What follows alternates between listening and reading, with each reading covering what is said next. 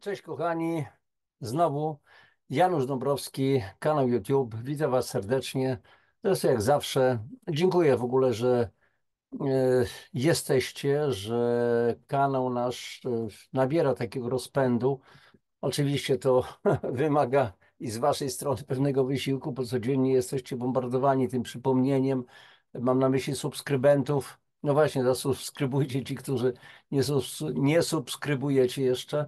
A więc codziennie pojawia się od poniedziałku do piątku informacja, że nowa audycja, ale z drugiej strony, no ja też pracuję. Mam taką ideę, że tak powiem, ideę fix, po prostu dawać tą wiedzę, na ile tylko to jest możliwe, po prostu przygotowywać audycje. Nie jest to może najłatwiejsze, bo wymaga to jednak sporo czasu, przemyślenia, opracowania materiałów. No, nie chodzi o mnie o to, żeby tutaj się w jakiś sposób czy skarżyć, czy się chwalić, jaki to jestem też wspaniały. No, niezależnie od tego, to jestem wspaniały. Moja ukochana kobietka mówi, że no, znowu wystąpiło pole narcyzów. Największe na świecie pole narcyzów. Ja mówię, i tak ma być, bo ja uwielbiam być narcyzem. Jaki to jestem cudowny i w ogóle. Wszyscy jesteśmy cudowni, tylko wielu z nas po prostu nie wie o tym zupełnie. A chodzi o to, żeby trochę pośmiać się, pokpić i tak dalej.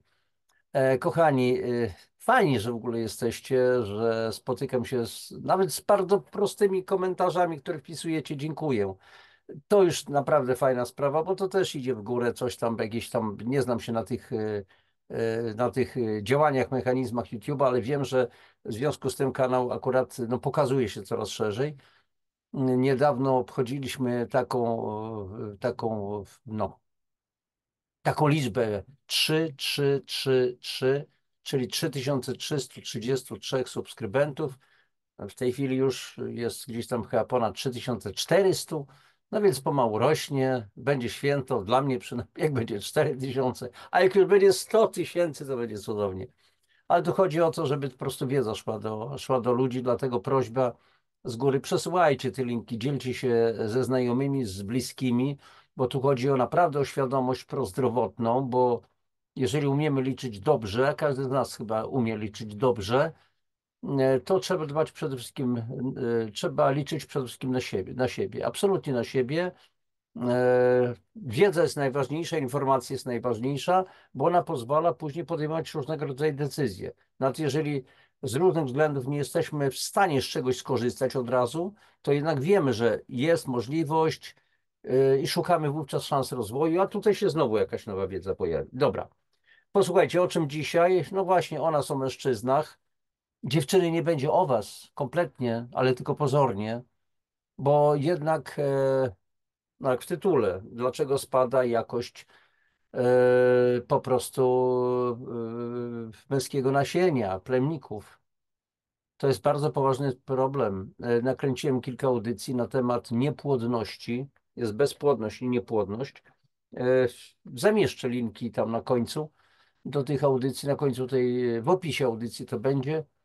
Natomiast rzecz jest bardzo, bardzo, bardzo poważna. Posłuchajcie, w tej chwili w Polsce ponad 1,5 miliona polskich par nie może mieć dzieci. Są tego konkretne przyczyny. Dzisiaj powiem troszeczkę, przytoczę parę rzeczy i odwołam się też do pewnego artykułu, ale to troszeczkę później. Natomiast teraz przeczytam wam, żeby nie być gołosłownym, nie będę tylko opowiadał, ale przeczytam wam fragment z jednej z moich książek. Woda, fenomen życia, to jest część druga. Woda, fenomen życia, część pierwsza. Takie dwutomowe opracowanie na temat wody. Zakochany jestem w ogóle w wodzie.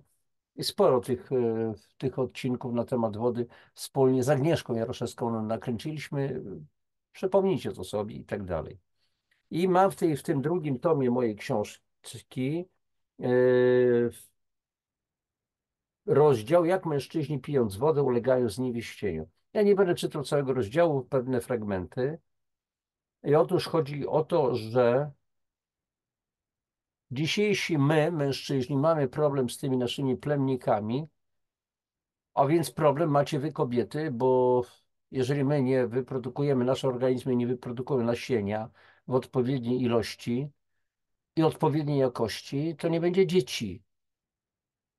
A jeżeli nawet dojdzie do zapłodnienia, ale to będzie takie marnej jakości zapłodnienie, to jakie dziecko się urodzi? I teraz jest sprawa taka, czy można coś z tym robić. Tak, można coś z tym robić, ale o tym na końcu, mam nadzieję, że nie zapomnę. Posłuchajcie. Jest sprawa taka, że pijemy między innymi wodę, jemy różnego rodzaju produkty nazywane żywnością, które nie są żywnością, to są produkty do jedzenia. Jeść to można i siano, i można jeść trawę, jeść trociny, żółć i próbować jeść. Można zeskrobywać tynk ze ściany i próbować jeść, ale to nie jest żywność, to nie jest pokarm, to nie są posiłki kompletnie. I teraz jest sprawa taka, że dzisiaj wiadomo, jak się produkuje te produkty żywnościowe, masa konserwantów, spulchniaczy, barwników, polepszaczy i tak dalej, i tak dalej. Czyli cała chemia, cała plejada różnych związków chemicznych i między innymi tam są po prostu, słuchajcie, tak zwane estrogeny i na temat estrogenów troszeczkę powiem i na temat tego, co w ogóle się dzieje z tymi naszymi plemnikami. Więc posłuchajcie. Jeszcze raz, drugi tom Woda, fenomen życia. Więc najpierw o estrogenach. Czym one są? Estrogeny są kobiecymi hormonami płciowymi. Czego nie odkrywam, czego byście nie wiedzieli. Hormony płciowe odgrywają rolę dyrygentów biologicznej aktywności wielu komórek. Między innymi wysyłają sygnały do określonych tkanek płodu, aby utworzyły męskie lub żeńskie narządy rozrodcze. Zmieniając więc poziom testosteronu i estrogenu w mózgu płodu, wpływają na płeć przyszłego dziecka.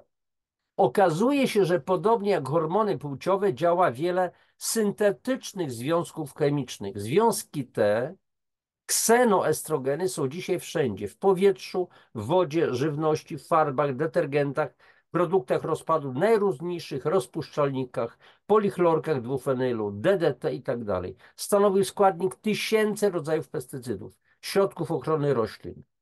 Estrogeny są również w środkach grzybobójczych chroniących warzywa i owoce przed zepsuciem. Przy nawet małej ich obecności istnieje ryzyko, gdyż podwyższone stężenie estrogenu może powodować po prostu raka. Zaburzenia genetyczne oraz niewieścienie mężczyzn. Problem jest na tyle poważny, że zatrzymajmy się przy nim na chwilę. Endokrynolodzy z Tufts University w Bostonie twierdzą, że jeden z takich preparatów działa szkodliwie na jądra. Powoduje przedwczesne uwalnianie komórek, które nie zdążyły się jeszcze wykształcić w dojrzałe plemniki. Zmniejsza się w ten sposób szanse prokreacji. Zespół badawczy z Instytutu Biotechnologicznego Uniwersytetu Maryland w USA odkrył, że powszechnie używane środki ochrony roślin i produkty czyszczące swobodnie wnikają do komórek zarezerwowanych zwykle dla kobiecego hormonu estrogenu. Wpływają wówczas bezpośrednio na pewien enzym wytwarzany w mózgu, a służący do zamiany męskiego testosteronu na kobiecy estrogen. Jeden ze środków chwastobójczych, atrazynę, zwiększa poziom estrogenu 200 razy. Inny, nonylfenol, obecny w środkach czystości, powoduje, że jest go aż 270 razy więcej niż w mózgu niezaburzonym przez tego rodzaju skażenie środowiska. Etoksylaty nonylfenolu zawarte w estrogennych kosmetykach, żele do włosów dla chłopców, szampony i obecne w wodzie pitnej powodują powiększanie się piersi u chłopców. Związki dodawane jako zmiękczacze plastików, na przykład wykorzystywanych do produkcji butelek plastikowych czy zabawek, również imitują kobiece hormony. Przykładem może być wspomniany wcześniej przeze mnie nonylfenol, którego cząsteczki przenikają ze ścian plastikowego naczynia do napoju, później do socza krwi, pobudzając istniejące w organizmie komórki nowotworowe do intensywnego namnażania. Ocenia się, że przynajmniej kilkadziesiąt związków dodawanych do różnych plastików, meble, zabawki, naczynia, odzież, obudowy sprzętu AGD oraz proszków do prania w postaci tzw. surfaktantów, czyli substancje, to są substancje odrywające brud od podłoża, ma działanie estrogenne. I teraz ważne jest, że słuchajcie, te środki działają w niewielkich tylko stężeniach, ale działają. I teraz można zapytać, Co to ma wspólnego z niewieścieniem mężczyzn? Z tym, że są problemy właśnie z nasieniem. Okazało się, że badania prowadzone przez duńskich naukowców stwierdzają, że średnia gęstość spermy zmniejszyła się ze 113 milionów plemników w 1 mililitrze. 1 mililitr to jest 1 centymetr sześcienny, czyli taka kosteczka. Centymetr na centymetr na centymetr. Czyli 1 łyżka stołowa duża. A więc zmniejszyła się ze 113 milionów plemników w 1 mililitrze w 1950 roku do 66 milionów w 2000. A wiecie, jak nędznie jest teraz? Polski mężczyzna ma 14,3 miliona plemników w 1 mililitrze spermy, czyli ejakulatu. I to jest problem. I teraz, więc jest problem. I tutaj pewien fragment. Rzekami Francji płynie aspiryna. To oczywiście fragment z mojej książki, ale to znalazłem kiedyś w pewnym periodyku. Więc okazuje się, że badania przeprowadzone w kilku rzekach Francji, w tym Sekwanie i Loarze, wykazały, że naukowcy znaleźli ślady obecności leków z różnego rodzaju, od aspiryny i lekarstw stosowanych w chorobach nowotworowych po środki antykoncepcyjne. Metabolizm człowieka nie powoduje rozkładu wszystkich molekuł. Część z nich dostaje się do kanalizacji, część dalej trafia do stacji uzdatniania wody, skąd wędruje do rzek. Okazuje się, że obecnie stosowane metody nie tylko nie są skuteczne w uzdatnianiu molekuł lekarstw, ale co więcej, czynią je bardziej aktywnymi. Wody z rzek, przechodząc przez specjalne centra wody pitnej, trafiają do kranów. W konsekwencji obecność lekarstw powoduje, że wiele osób jest odpornych na działanie antybiotyków, a ryby w Rodanie czy w Loarze zmieniają płeć z męskiej na żeńską. A obecność molekuł środków antykoncepcyjnych powoduje spadek populacji wśród na przykład koni. Wszystkie skutki takiego stanu rzeczy dla człowieka i środowiska jeszcze nie są znane. I tak dalej, i tak dalej. To był fragment, więc sytuacja, fragment książki. Sytuacja jest naprawdę nieciekawa. I tu znowu ktoś może powiedzieć, no człowieku, znowu nas straszyć i tak dalej. Nie. Chodzi o stwierdzenie pewnych faktów, o zdiagnozowanie i pytanie, co z tym można robić. A można wiele. Jeżeli częściej się brudzimy, bo mieszkamy w takim regionie kraju albo mamy taką pracę, to trzeba się częściej myć, częściej prać koszulę. Jeżeli mamy problem, przepraszam, będę brutalny i drastyczny troszeczkę, jeżeli mamy problem z układem, powiedzmy, moczowo-płciowym, popuszczamy troszeczkę, podsiusiujemy sobie troszkę. No, w tej chwili to też jest ogromny problem. U młodych ludzi, nawet 30-parolatków, u dziewczyn i u chłopaków. Nietrzymanie moczu, no to my musimy po prostu zmieniać majteczki, tak? Desusy wszystkie, bieliznę. Nie ma siły i często po prostu prać to na okrągło. To jest chyba ze zrozumiałych względów. A więc chodzi o to, że jeżeli mamy taki stan zanieczyszczenia środowiska, to musimy oczyszczać nasz organizm.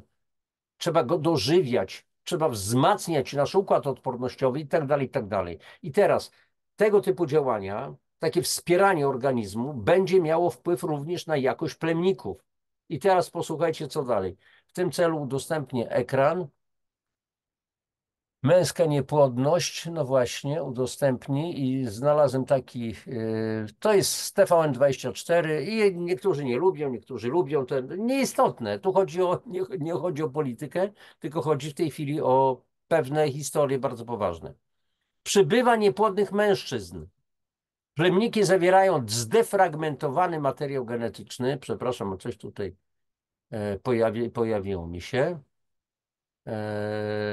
Naukowcy ostrzegają, spada jakość męskiego nasienia. Przez ostatnie 40 lat aż o 50%. Zamknę okno pewne.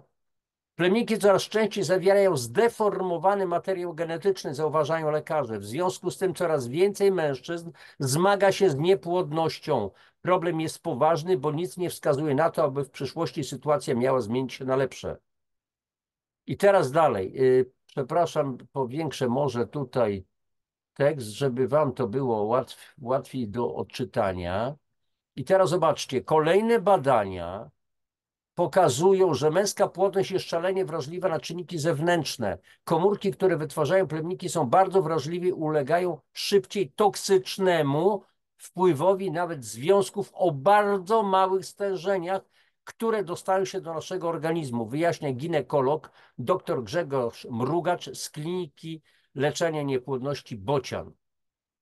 Męskiemu nasieniu szkodzą m.in. pestycydy, czyli środki ochrony roślin, ale też smog, a w szczególności obecne w powietrzu tlenki siarki i azotu. Ale tutaj dodam smog elektromagnetyczny. Nasze komórki, nasze laptopy trzymane na kolanach i tak dalej, i tak dalej. Zdarza się, że mężczyznom w uzyskaniu jakości własnego nasienia pomaga zmiana stylu życia, rzucanie palenia i alkoholu. Dr Janusz Pałaszewski z Kliniki Niepłodności Invicta zwraca uwagę, że lista szkodliwych czynników jest dłuższa. Znajdują się na przykład na tej liście ftalany. A co to są ftalany? Przepraszam, ale tutaj okno jakieś mi się niemądre pokazuje.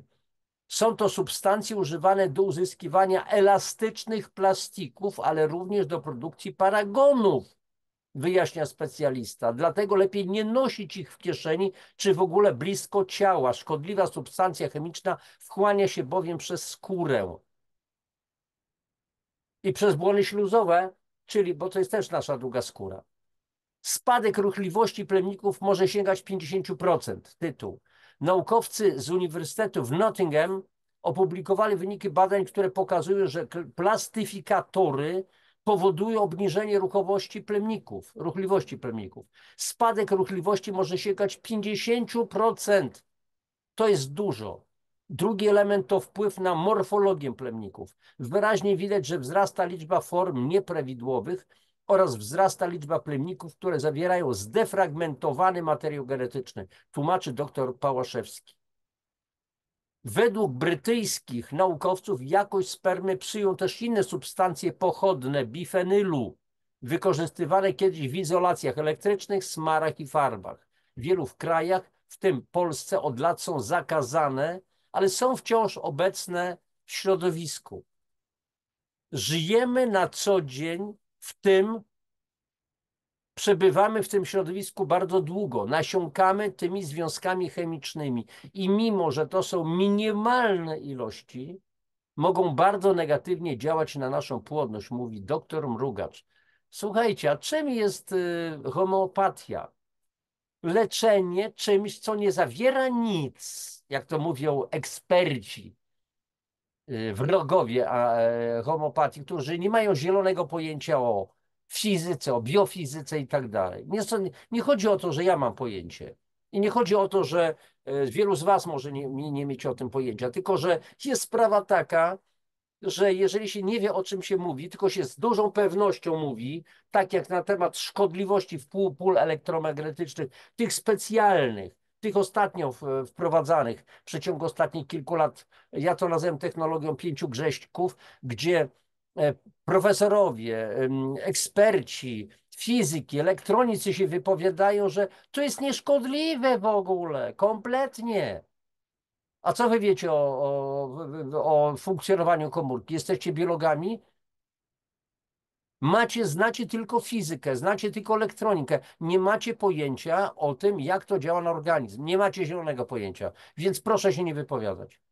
I tu przypominają mi się słowa profesora Zenina, Stanisława Zenina, rosyjskiego naukowca, który ma 3 profesury: fizyka, chemia, biologia, doktorat z filozofii, doktorat otrzymał tytuł doktora nauk o pamięci wody w 2003 roku. I on mówi, głęboko wykształcony człowiek o wysokim poziomie etyki, mówi, o czym ja mam rozmawiać z fizykami, jeżeli oni nie znają biologii, chemii? O czym mam rozmawiać z biologami, jeżeli oni nie znają fizyki i chemii? I tak dalej, i tak dalej. A więc jeżeli połączymy szeroką wiedzę, wtedy możemy się wypowiadać. Ale to tak ad rem, że tak powiem. Dalej. Lekarz. Teraz 4% prawidłowych plemników to jest norma. Gdy pojawia się problem z zajściem w ciążę, statystycznie odpowiedzialność rozkłada się równo. Lekarze podkreślają jednak, że to męska płodność mocniej reaguje na zmiany w środowisku. A jak my reagujemy na nasze partnerki, nasze żony, nasze dziewczyny i w ogóle? Idź się, kochanie, przebadaj. A to może ty, gościu, się przebadasz. Przepraszam za ten mocny wtręt, ale to dotyczy tych takich, wiecie, męskich macho, z góry traktujących swoje kobiety. Macho. Ma może czym, ale nie ma czym, tak prawdę mówiąc. Przez ostatnie 40 do 50 lat jakość nasienia spadła aż o 50%. Zmieniły się też wyznaczane przez Światową Organizację Zdrowia normy dla nasienia. I tutaj słuchajcie, na jakiej bazie te normy są kształtowane? Na bazie statystycznej jedynie, a nie na bazie fizjologicznej. W latach 80. za normę uznawano, że w jednym litrze spermy znajduje się 60 milionów plemników. W 2010 roku ta norma wynosiła już tylko 15 milionów. A więc jest źle, więc zmieniamy normę, bo tyle statystycznie u facetów wychodzi. Na 1000 przebadanych mężczyzn okazało się, no, dają spermę do badania swoją i tak dalej, i tak dalej. I okazuje się, że tyle jest. Aha, więc to jest norma. Jaka to jest norma? Statystyczna jedynie. Tak jak z pH organizmu, tak jak z cholesterolem i z wieloma innymi rzeczami. Dorota Kuśmierczak z Kliniki Leczenia Niepłodności Invimed zwróciła uwagę, że przed 2000 rokiem wymagane było 30% prawidłowych plemników, żeby można określić nasienie jako prawidłowe. W tej chwili, jeśli mamy 4% prawidłowych plemników w ejakulecie, czyli 4 plemniki na 100, to uważamy, że to jest dobrze i to jest norma, stwierdził dr Mrugacz. Naukowcy, którzy badają ludzką płodność, nie mają dla nas dobrych wiadomości. Może być jeszcze gorzej, bo spadek jakości spermy nie wyhamowuje. Artykuł, którego źródłem było TVN24. Nawet nie pamiętam akurat daty, kiedy tutaj ten artykuł został zamieszczony. To był 6 czerwca 2019. Akurat to też było zarchiwizowane kilka lat temu przeze mnie, czyli 5 lat temu. W 2024 nakręcam tę audycję, ale jak widać się przydało. Od tamtego czasu wielu z nas może powiedzieć, niektórzy, że no ale się my tutaj posunęliśmy do przodu. Bardzo się, słuchajcie, kochani, posunęliśmy, bo sytuacja stała się jeszcze gorsza. Posłuchajcie, ja powiem o własnych doświadczeniach, znaczy nie z ilością moich plemników, natomiast o doświadczeniach z parami niepłodnymi. Nieraz się chwalę na szkoleniach, że dzięki mnie kilka par w Nisku, to jest na Podkarpaciu, znaczy kilka dziewczyn, o tak powiem, kilka dziewczyn na Podkarpaciu zaszło w ciążę. Oczywiście wywołuje to radosny śmiech, aha, wśród zebranych. Ja mówię, nie, to nie tak, nie tam na Kornuzo, że tam powiedzmy zrobiłem z kogoś rogacza, uchowaj Boże, tylko chodzi o to, że dziewczyna i chłopak zastosowali przez 3 miesiące najpierw kurację oczyszczającą, wzmacniającą.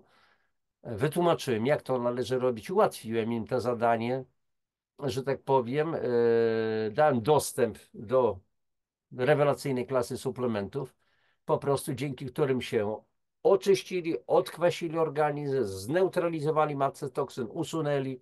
Do tego była potrzebna woda i tak dalej, picie na przykład, czyszczenie organizmu przez 2-3 miesiące, a później powiedzmy 1,5 tygodnia, tydzień bez żadnego seksu. Później z kolei złoty strzał, że tak powiem, i okazuje się, że często po tym jednym złotym strzale doszło po prostu już do zapłodnienia, do poczęcia dziecka. Ja nie ukrywam, że no miałem ogromną satysfakcję, bo czułem się takim duchowym ojcem tych kilkorga dzieci. To jest fajne, ale jeszcze raz powtórzę, że ponieważ żyjemy w takich warunkach, w jakich żyjemy, mamy takie jedzenie, jakie mamy, produkty do jedzenia, mamy takie otoczenie, mamy taką wodę, jaką pijemy, mamy tak natkane wszystko wokół nas chemią, tymi czynnikami szkodliwymi, że musimy coś robić. Znaczy musimy. Nikt z nas nic nie musi, jest wolnym człowiekiem, nie każdy żyje jak sobie chce. Natomiast ja mówię o rozwiązaniach. Istnieją sposoby, więc ktoś albo skorzysta, albo nie skorzysta. Warto zastosować, bo jest metoda in vitro, jest naprotechnologia. I co z tego, że jest sztuczne zapłodnienie albo badanie śluzu, biegaj chłopie, już teraz mam jajeczkowanie, chodź szybko, seks i tak resztę możecie sobie wyobrazić. Jak można w takich warunkach, kurczę, doprowadzać do tego cudownego aktu na łeb na szyję? W jakich to warunkach? Przecież to jest potworny stres. No przecież mężczyzna też nie jest gotowy. Kochanie, szybko, szybko, szybko, bo jestem gotowa, no nie? Bzdura na kółkach. Trzeba do tego podejść ze spokojem, z pewną wiedzą. Jeżeli, jeszcze raz powtarzam, jeżeli nie zadziałamy na nasze ciała, ale też na naszą psychikę odpowiednio, jeżeli nie oczyścimy organizmu z toksyn, jeżeli nie wzmocnimy naszych komórek, w tym komórek rozrodczych, u dziewczyny jajeczko, w ogóle cały organizm, a więc proces jajeczkowania, u chłopaków przede wszystkim właśnie o wyczyszczenie z toksyn organizmu, bo inaczej plemników nie będzie i koniec, kropka. Otrzymaliście szczątek tylko tej wiedzy, którą ja mam, a ja mam też szczątek wiedzy ogólnej, którą mają specjaliści. Ja wybieram tylko pewne fragmenty i stosuję to w praktyce. Okazało się, że naprawdę to jest rewelacja. Zresztą to nie był też jedyny taki przypadek, o którym wspomniałem z tymi, bo dlatego, że w tej chwili jest no, przynajmniej kilkadziesiąt tysięcy ludzi, którzy zajmują się w Polsce, sami na sobie po prostu wypraktykowali taką kurację wspomagającą organizm, dożywiającą, czyszczającą. Poszło to tak szeptanką, że tak powiem, do innych ludzi i ci, którzy spróbowali, są po prostu zadowoleni, koniec, kropka. Dobrze, na dzisiaj tyle, może troszeczkę krócej niż zwykle. No i wszystko. Posłuchajcie, sprawa jest bardzo poważna, bo nie chodzi o te tak zwane tylko właśnie bunga, bunga, bara, bara. Tu chodzi o naszą dzietność, nie chodzi ze względów nawet narodowych, że mamy iluś tam wychować tych obywateli, ale tu chodzi o szczęście rodzin. Tu chodzi o szczęście rodzin. Żyjemy w Polsce. Tak, to też jest ważne. Chodzi o to, żeby te dzieciaki się u nas rodziły. To były dzieciaki zdrowe przede wszystkim. A więc przed aktem poczęcia przynajmniej chociaż 3 miesiące, najlepiej przez 6 miesięcy trzeba po prostu dobrze było organizm oczyszczać, wzmacniać go. A więc nie wtedy, kiedy już kobieta jest w ciąży, to wtedy lekarz przepisuje jej witaminę B9, czyli kwas foliowy, po to, żeby dziecko nie miało tak zwanej wady nerwowej. Przepraszam, żeby nie było wady cewy nerwowej. To jeszcze jest mało. Dożywiać się trzeba znacznie wcześniej. No ale to tylko tyle. Słuchajcie, zamieszczę jeszcze dodatkowo na koniec akurat mojej audycji playlistę chyba o tytule Niepłodność, to tam będziecie mieli okazję do tego, żeby zapoznać się z innymi materiałami, które no, więcej będziecie tam tego wszystkiego mieli. Na dzisiaj to wszystko. Jeżeli audycja oczywiście się podobała, jeżeli coś wniosła dla Was, to po prostu liczę na Wasze lajki, suby, jakieś po prostu komentarze dla zasięgów. Bardzo właśnie proszę, nawet jakiś pusty dziękuję za jedno słowo, bo to jednak zwiększa zasięg, to trafia do większej ilości ludzi. Wszystkiego najlepszego. Trzymajcie się. Papatki.